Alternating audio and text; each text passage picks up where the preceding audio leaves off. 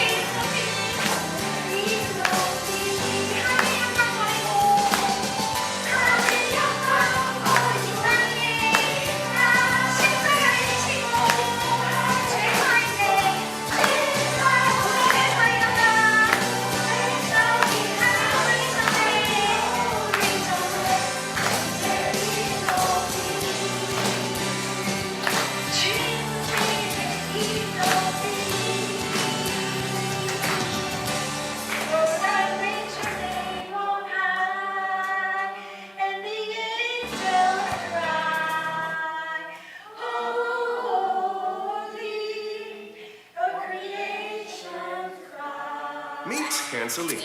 She's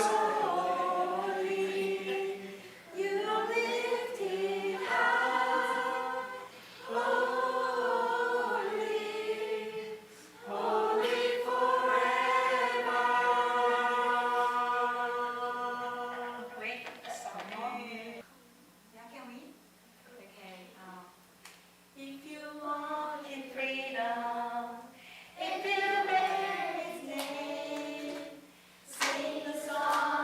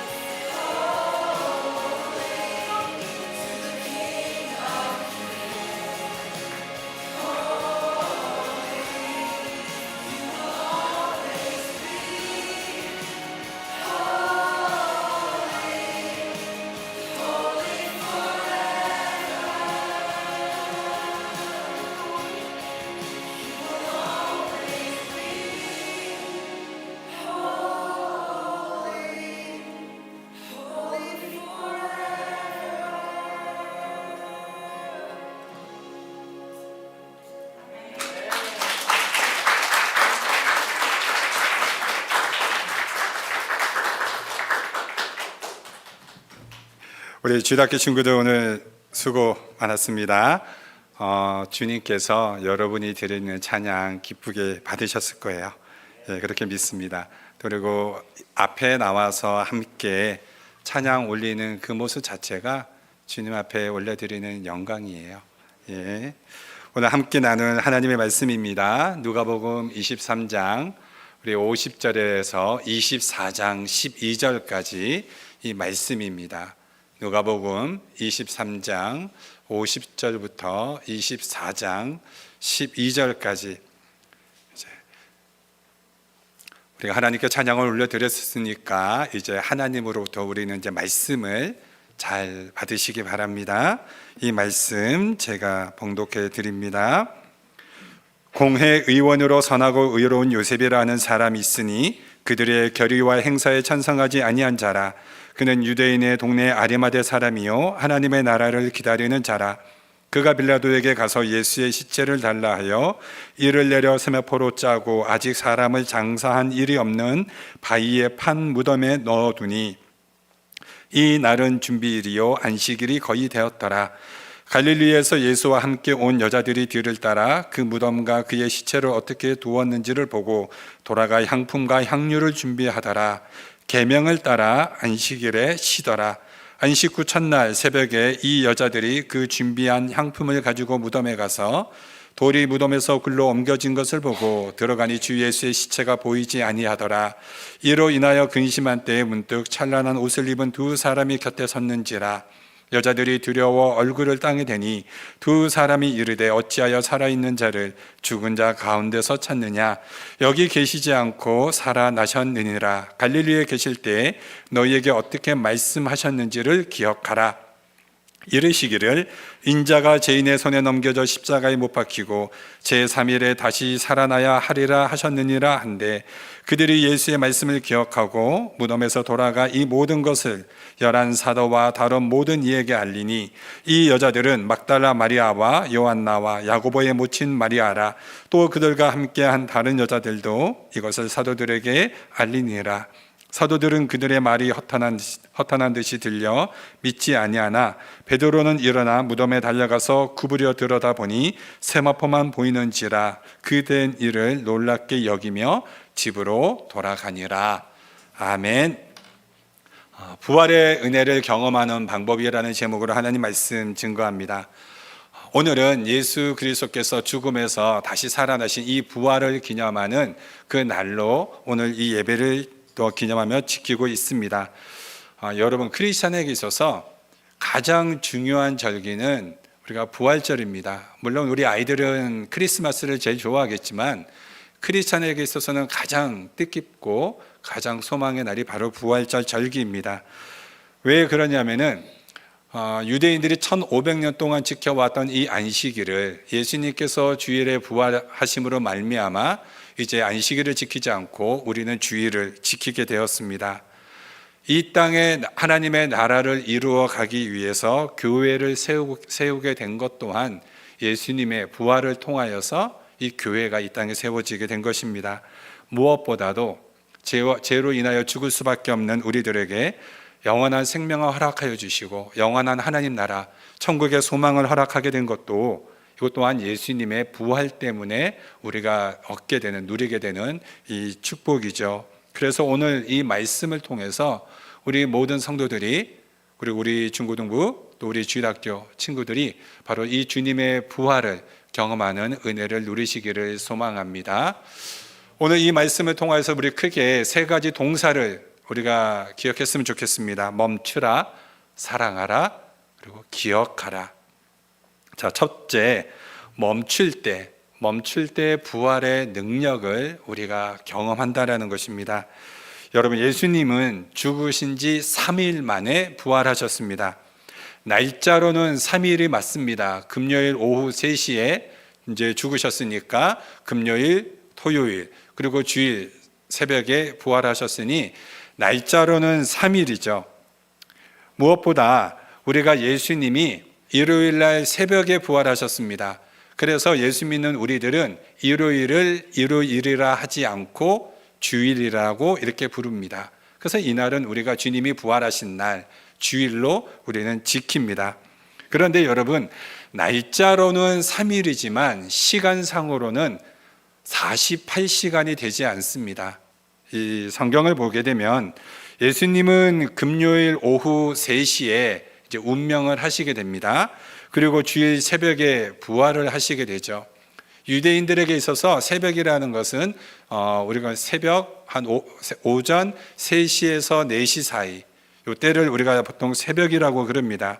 그러니까는 이제 예수님께서 금요일 오후 3시에 죽으시고 그 다음에 주일날 새벽 3시에서 4시 사이에 부활하시니 48시간이 채 되지 않죠. 한 40시간 정도, 그 정도밖에 되지 않습니다. 그리고 유대인들의 하루 기준이 우리는 밤 정오부터 해서 그 다음 자정부터 그 다음 날 정오까지가, 이게 자정까지가 24시간 하루의 기준인데, 유대인들의 하루의 기준은 저녁 6시부터 그 다음 날 저녁 6시까지가 하루 기준입니다. 그리고 유대인들은 이 안식일, 금요일을 안식일의 예배일이라고 불렀습니다. 그러니까 안식일의 예배일이 금요일이고, 금요일 저녁 6시부터 토요일 저녁 6시까지가 바로 안식일이 됩니다. 여러분, 안식일을 알리는 종소리가 울려 퍼지면은 모든 것들을 다 멈춥니다. 그때는 밥을 해서도 안 되고 시장에 가서 장을 봐서도 안 되고 아무것도 해서는 안 됩니다.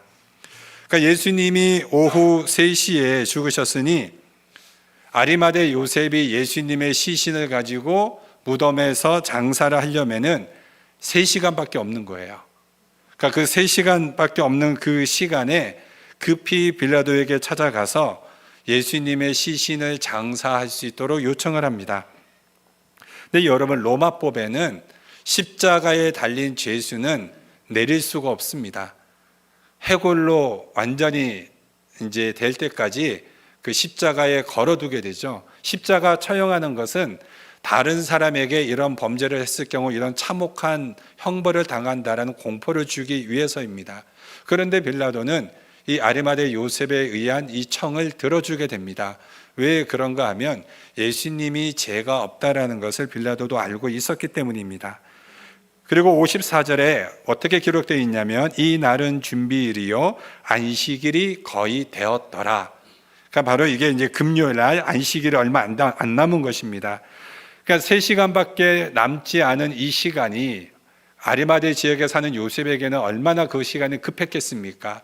빨리 빌라도를 찾아가야 되고 요청을 해서 허락을 받았을 때 급히 이제 십자가에 달린 예수님을 내려가지고 예수님의 시신을 안고 자신이 가지고 있는 그 산에 있는 돌무덤에 안치까지 해야 되니 엄청나게 바쁘게 뛰어다녔다라는 것을 우리는 알 수 있습니다. 그리고 그 모습들을 여인들이 다 지켜봅니다. 예수님은 아리마대 요셉이 준비한 돌무덤에 장사된 이후에 주일날 새벽에 부활하셨습니다. 그러면 예수님은 그렇게 죽음을 경험하시는 그 시간 동안, 48시간이 되지 않는 그 시간 동안에 예수님은 무엇을 하셨습니까? 오늘 성경을 보니 계명을 따라 안식하셨습니다. 여러분, 안식이라는 것이 모든 것을 멈추는 거라고 말씀을 드렸습니다. 우리가 모든 것을 멈추고 하나님께 맡기니 하나님이 예수님을 살려주시고 사탄의 사망 권세를 무너뜨리셨습니다. 우리가 여러분 멈출 때 하나님이 일하십니다. 그렇기 때문에 하나님께서 우리에게 멈추라고 한 그 날은 우리가 멈추는 것이, 그것이 복된 삶입니다. 우리가 그래서 멈추는 연습을 해야 됩니다. 우리 모세를 한번 생각해 보세요. 모세가 이제 3개월이 지나서 더 이상 집에 놔둘 수 없을 때 모세의 어머니 요게벳이 갈대 상자를 띄워서 나일강에 띄우지 않습니까? 여러분, 아들의 인생을 하나님께 맡기니 하나님이 그 아기를 책임지셔서 이집트의 왕자로 세워주신 것입니다. 우리의 인생 또한 한번 여러분 되돌아보시기 바랍니다.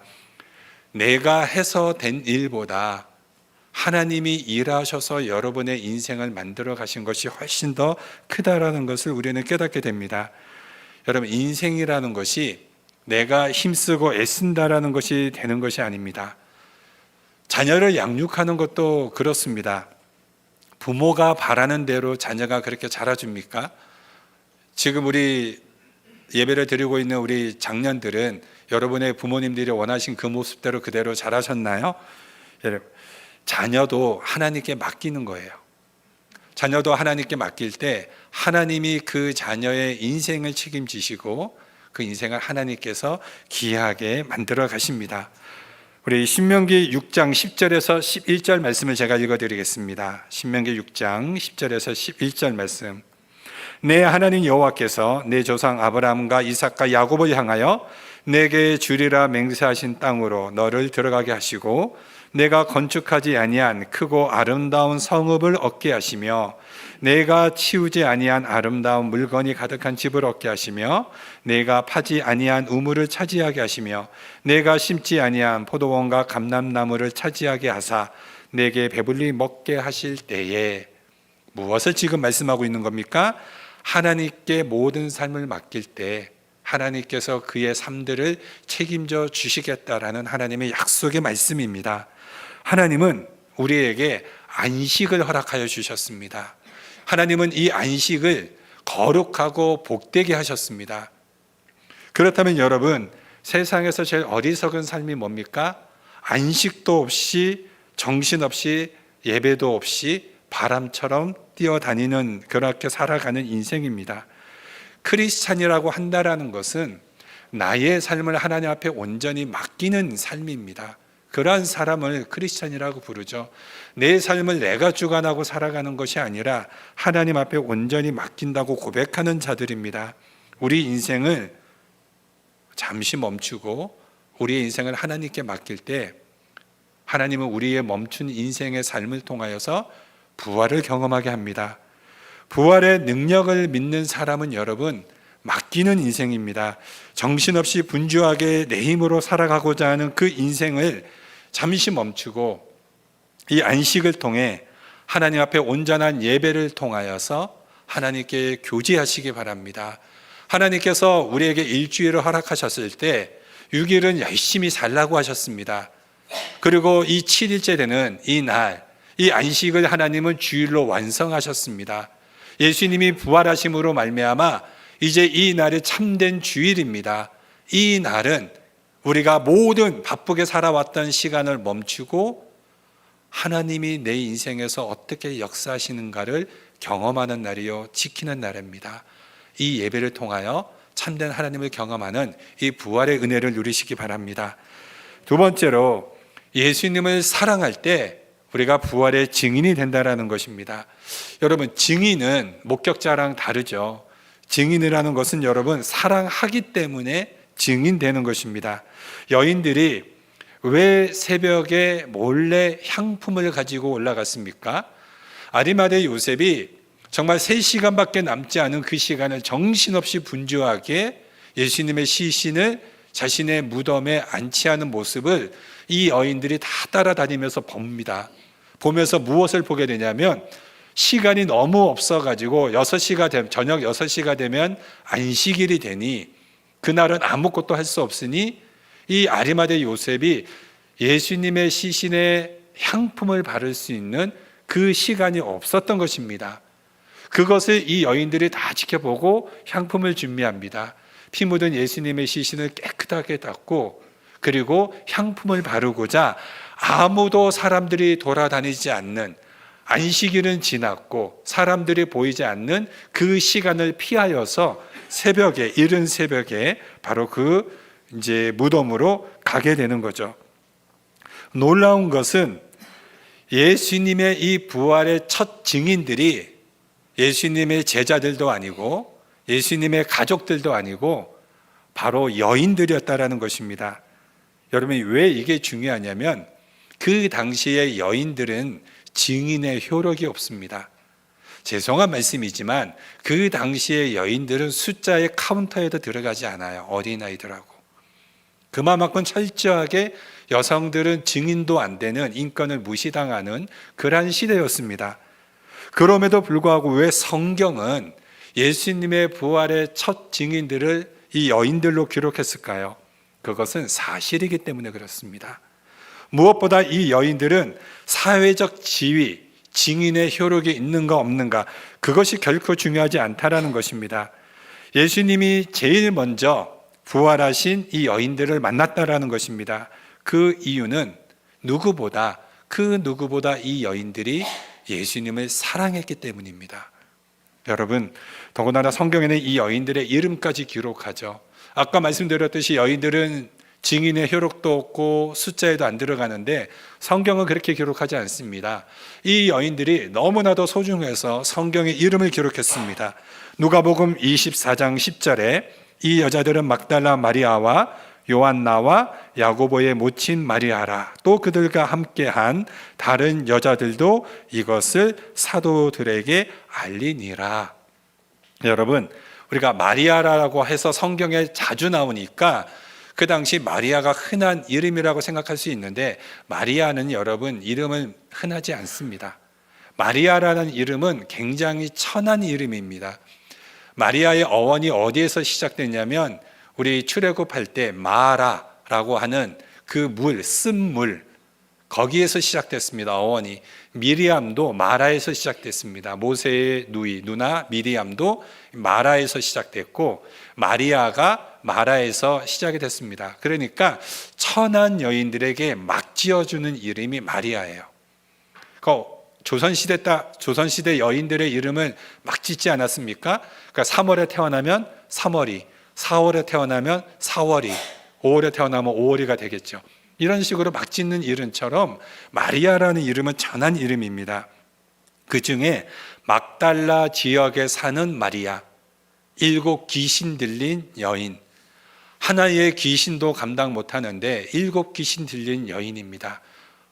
무슨 뜻입니까? 그 인생은 철저하게 버림받은 비참한 인생이라는 것입니다.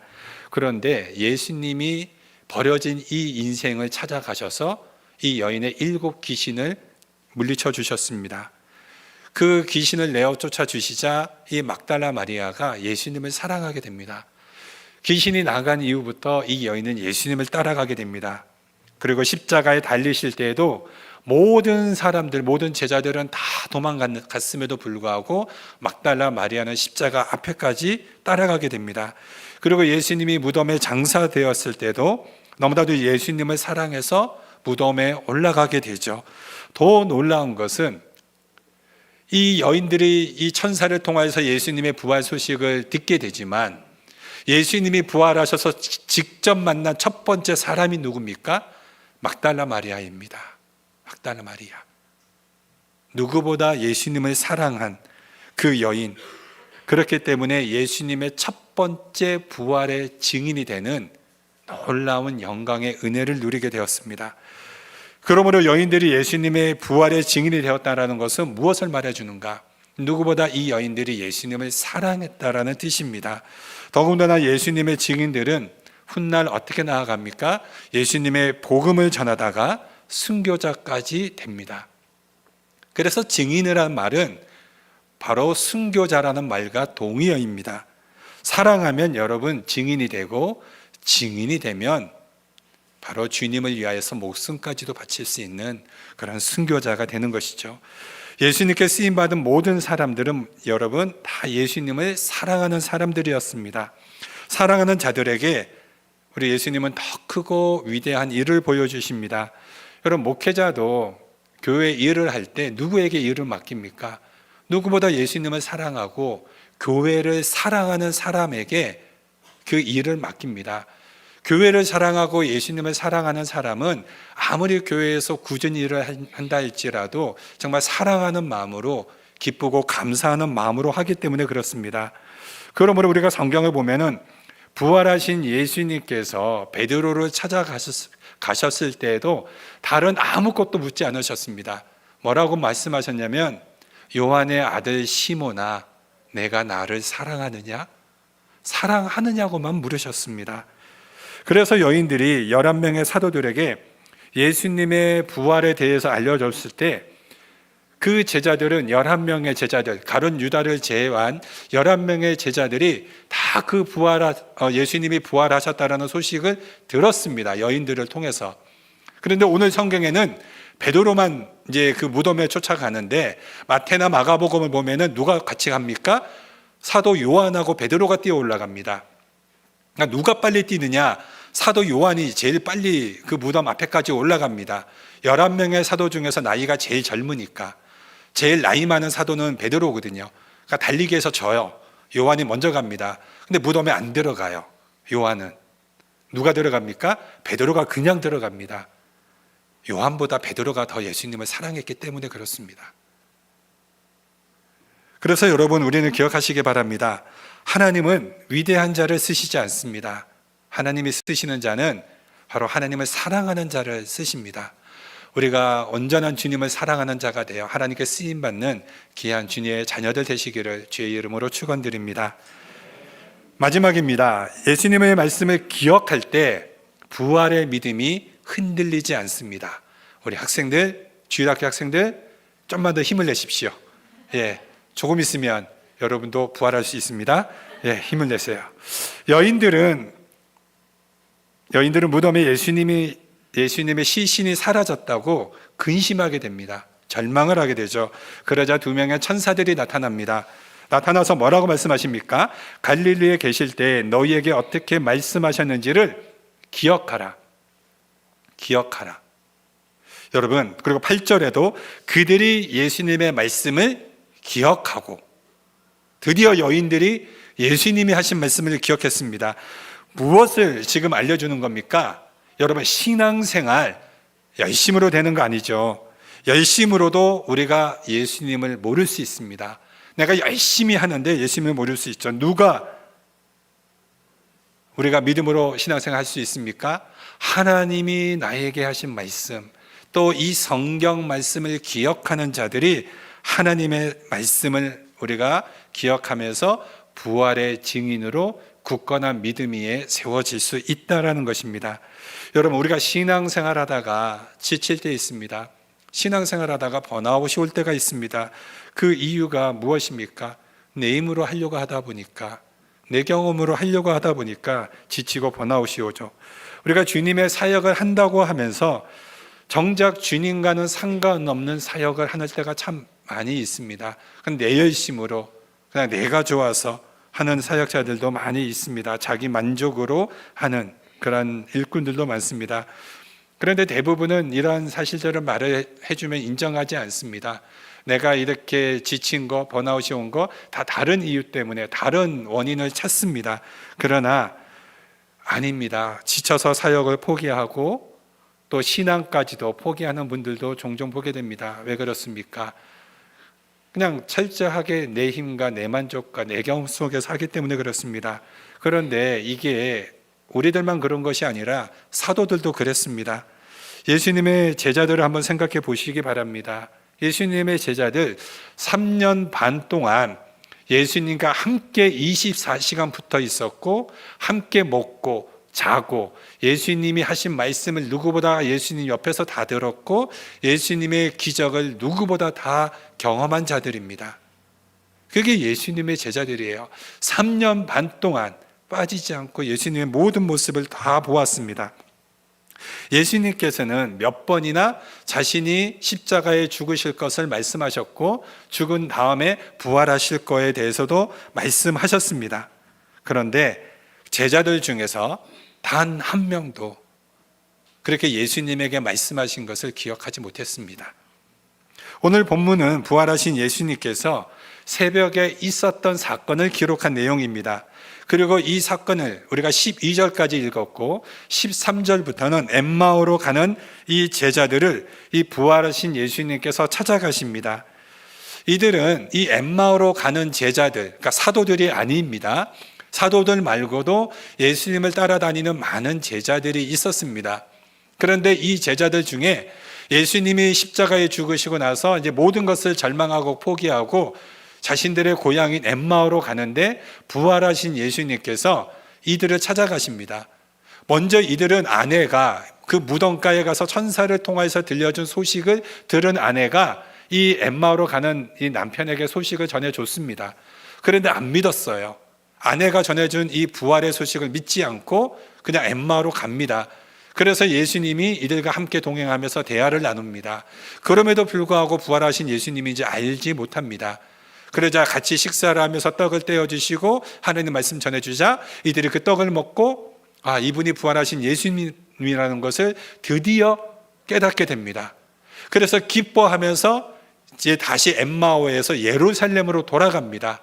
예루살렘으로 돌아가서 사도들에게 찾아갑니다. 11명이 모여있는 사도들에게 찾아가서 부활하신 예수님을 증거합니다. 소개합니다. 그 내용이 어디에 나오냐면 36절입니다. 36절에 이 말을 할 때에 예수께서 친히 그들 가운데 서서 이르시되 너희에게 평강이 있을지어다 하시니, 여기에서 이 말을 할 때 그러니까 엠마오로 가는 제자들이 사도들에게 지금 예수님을 만났다라고 설명하고 있는데 예수님이 지금 부활하신 예수님께서 사도들에게 나타나신 겁니다. 그러니까 여러분 지금 이 시간이 어떻게 되냐면 누가복음 23장에서 24장에 부활하신 예수님께서 새벽에 막달라 마리아를 만나십니다. 그리고 부활하신 예수님께서 오후에는 엠마오로 가는 제자들을 만나십니다. 그리고 저녁에는 숨어있는 사도들에게 찾아가셔서 만나십니다. 드디어 이 사도들이 11명의 사도들이 부활하신 예수님을 만났습니다. 그러면 그 다음에 반응이 어떻게 나올까요? 예수님 하면서 막 가슴 품에 안겨서 눈물을 흘릴 것 같은데 제자들의 반응이 어떻게 기록되어 있습니까? 37절에 그들이 놀라고 무서워하여 그 보는 것을 영으로 생각하는지라. 무슨 말입니까? 한국식으로 표현하면 예수님을 귀신처럼 봤다라는 겁니다. 무엇을 생각? 예수님의 제자들도 어떻게 죽은 자가 살아날 수 있는가 안 믿었다라는 겁니다. 여러분 무엇을 말씀해 줍니까? 왜 예수님의 제자들이 지금 문을 잠그고 숨어 있었습니까? 성경에 숨어 있었다고 합니다. 유대인들이 자기들을 잡아서 죽일까 봐 문을 딱 걸어 잠그고 두려워 숨어서 있었습니다. 그리고 부활하신 예수님을 만났음에도 불구하고 두려워하였습니다. 영으로 생각합니다. 아무도 이들의 믿음이 흔들린 이유는 한 가지였습니다. 예수님이 살아 계셨을 때 제자들에게 말씀해 준 그 말씀을 아무도 기억하지 못했기 때문에 믿음이 흔들린 이유는 한 가지입니다. 주님의 말씀을 기억하지 못하면 우리의 믿음이 흔들립니다. 오늘 말씀을 맺습니다. 성도 여러분, 우리가 부활의 은혜를 누리며 살아가기 위해서 첫 번째로 멈추십시오. 분주한 삶에서 멈추시기 바랍니다. 그리고 주님이 부활하신 그 날을 기억하며 이 주일날을 온전히 멈추고 주님과 교통하십시오. 주님과 예배하며 주님과의 관계 속에 주님과 교제하시기 바랍니다. 온전한 이 멈춤의 삶 속에 주님께서 여러분의 삶 속에 하시는 놀라운 일들을 보시게 될 겁니다. 두 번째로 주님을 사랑하는 증인 되십시오. 주님의 사랑하는 증인 될 때 누구보다 주님께서 그 사랑하는 자를 찾아가실 것입니다. 마지막으로 주님께서 우리에게 하신 말씀을 기억하시기 바랍니다. 그러면 우리의 믿음이 결코 흔들리지 아니할 것입니다. 이 부활절 예배를 통하여서 우리가 이 세 가지 기억, 멈추고 사랑하고 기억할 때 우리가 부활의 은혜를 누리는 성도들 되시기를 주님의 이름으로 축원드립니다. 기도합니다.